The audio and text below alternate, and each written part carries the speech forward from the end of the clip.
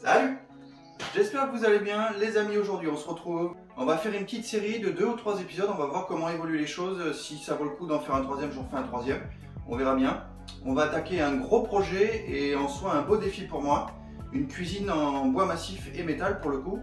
Petite particularité mine de rien sur la cuisine, tout sera en massif, c'est-à-dire que le plan de travail, les habillages, les portes, l'habillage du dessous et l'intérieur, absolument tout. Tout en chaîne massive, vous le voyez ici, il y en a une bonne tartine, ça fait 16 plateaux en tout. J'ai calculé, normalement on devrait passer comme il faut. Petit mot rapide sur les plateaux, le bois est de très bonne qualité, il est sec, il est résistant, ça là-dessus il n'y a aucun problème. En revanche, j'ai un bémol qui m'agace un petit peu, c'est les plateaux qui sont relativement chers, mine de rien.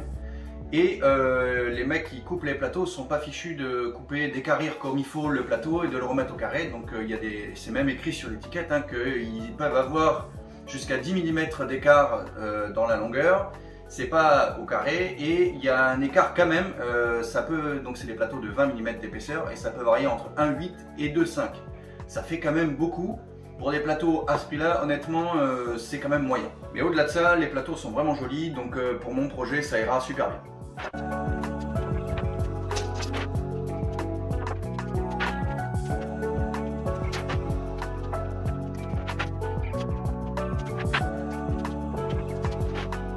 Au niveau de l'acier, on a du 30 par 30 et du 20 par 20, au bas mot environ 90 mètres de barre en longueur. Donc pour le projet, l'acier sera mis à nu, on va retirer toute la calamite de l'acier, donc les 4 côtés, donc vous multipliez 90 par 4, hein, qui me fait environ 320 mètres de surpassage à faire à la disqueuse. Est-ce que c'est bon pour vous? Vous allez voir au niveau de l'avancement du projet, on va leur donner une forme de L. Il va y avoir des faux rivets un petit peu partout, style un petit peu Eiffel, avec des plaques sur les angles. Les poignées vont être un petit peu particulières aussi. Donc voilà, je vous ai fait un petit peu le topo. L'intro était quand même longue, mine de rien. Mais voilà, j'ai posé un petit peu les bases. Je vous amène avec moi sur ce beau projet. C'est parti.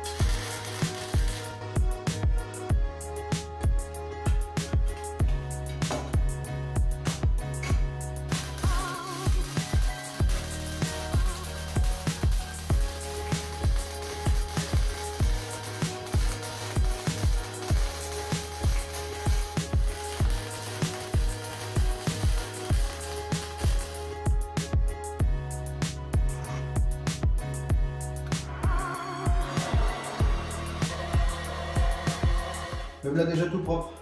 Nouvel outil qui fait son arrivée dans l'atelier. Une perceuse visseuse percussion qui en a un petit peu plus dans les basques. Elle est compatible avec les batteries 4 A ou 5 A.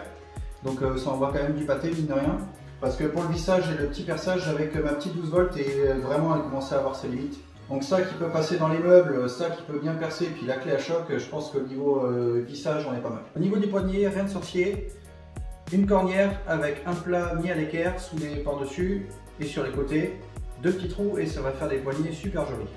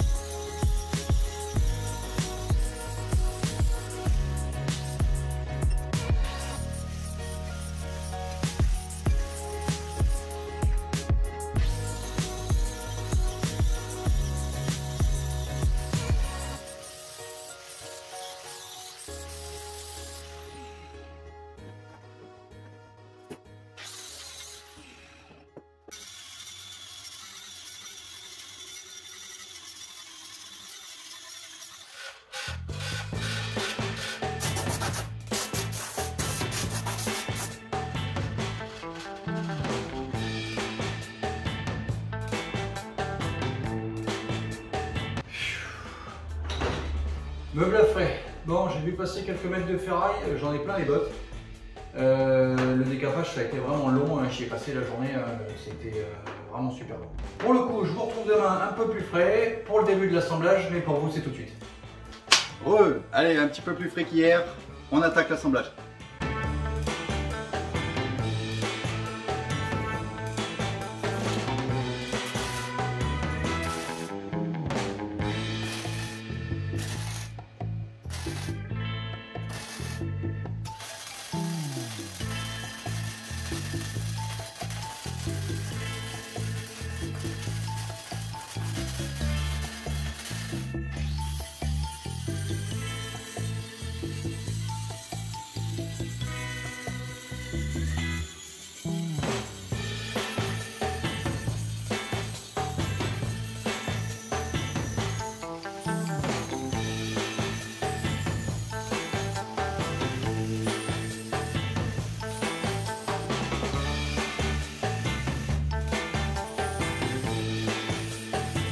Un petit mot au sujet de l'établi, c'est le premier établi que j'ai construit au tout début, sans moyens, amateurisme total, sans matériel. Et je regrette amèrement le choix d'avoir mis une feuille d'acier de 2 mm. Déjà, faute de moyens, je n'avais pas pu prendre plus gros, ce qui fait que du coup, dès le départ, la feuille, avec la chaleur, elle s'est complètement déformée.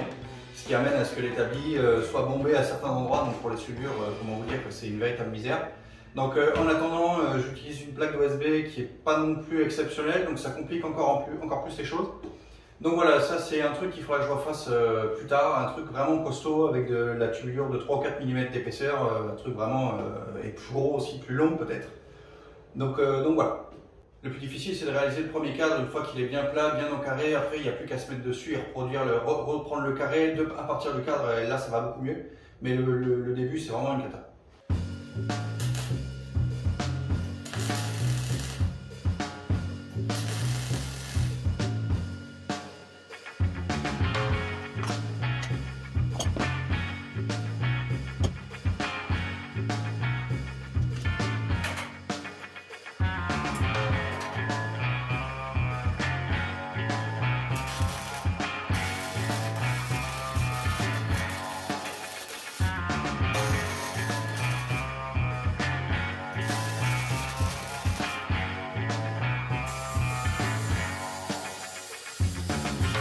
Une fois que tu as ton premier cadre d'assemblée, tu prends copie sur ton cadre avec des aimants. C'est le meilleur moyen de faire, je trouve, parce que si jamais tu as fait des micro-erreurs de quelques dixièmes de millimètre ou un demi-millimètre par-ci par-là ou un tout petit défaut d'éclairage, et ben au moins déjà tu reportes entre guillemets tes mêmes erreurs et du coup ça évite que tu aies un meuble complètement difforme à l'arrivée.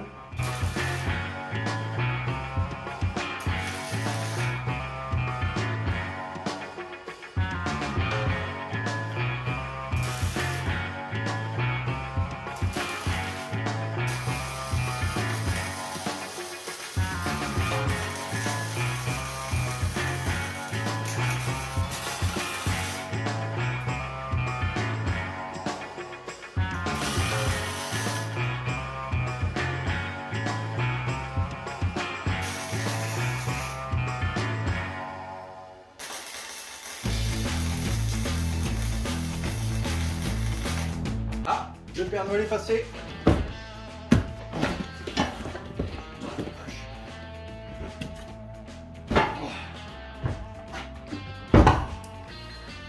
Ça c'est de l'engin. La nouvelle, l'ancienne. C'est bon pour vous?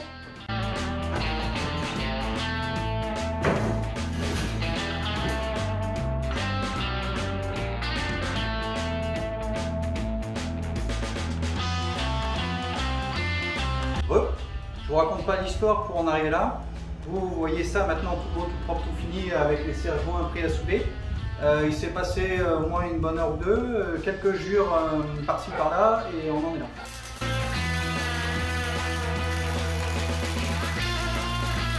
Allez, pour finir le cadre, la diagonale demandait à être corrigée, donc j'ai amarré ça à l'étau de forge qui est lui-même accroché au mur et puis ça a rectifié la diagonale et on va souder.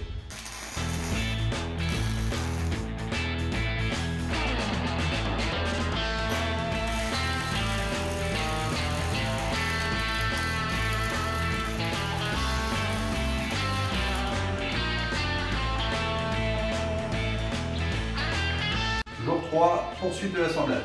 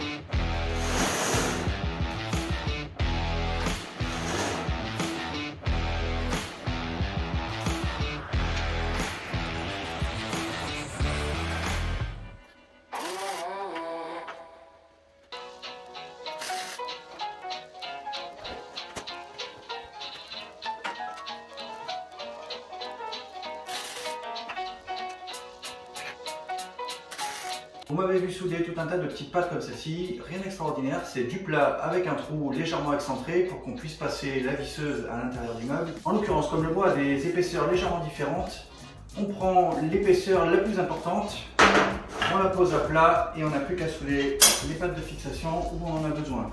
C'est-à-dire qu'en l'occurrence, là, les lames elles vont être dans ce sens-là, donc je vais en mettre deux sur les angles et une au centre pour empêcher que le plateau vienne se centrer.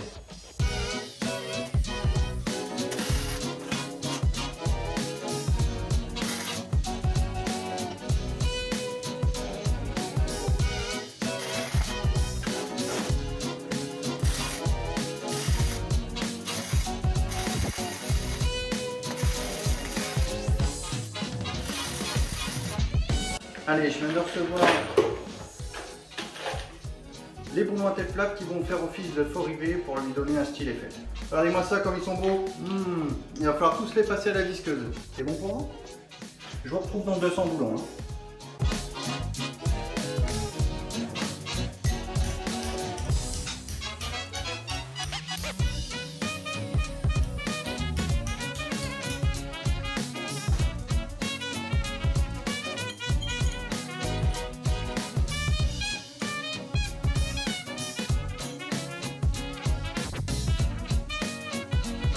Voilà, les petites plaques à faux rivets style Eiffel sont terminées. Pour ceux qui voudraient savoir comment je fais, il n'y a rien de sorcier. Je vous renvoie dans une vidéo précédente de la table à bailli. Je fais on voit toutes les étapes pour faire ce genre de petites choses. Je vais faire un gros coup de hors caméra pour souder les gonds pour les portes, souder les faux rivets, percer tous les trous là où il y en a besoin, percer et souder les faux rivets partout où il y en a besoin. Allez, je m'y colle, on se retrouve dans quelques heures.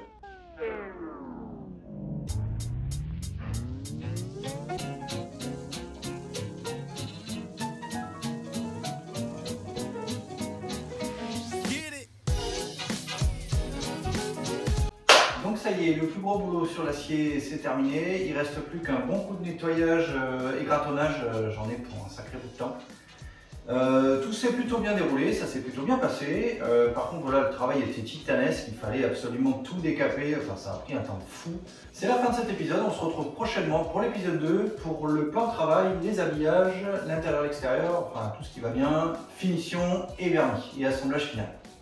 Allez, je vous lâche le speech de fin, n'hésitez pas à lâcher le petit pouce bleu si le film vous a plu, à vous abonner à la chaîne et à cocher la petite cloche pour recevoir la notification quand l'épisode 2 sortira, et à partager. Et moi je vous dis à très vite pour de nouvelles réalisations. C'était l'atelier du meuble. Chou.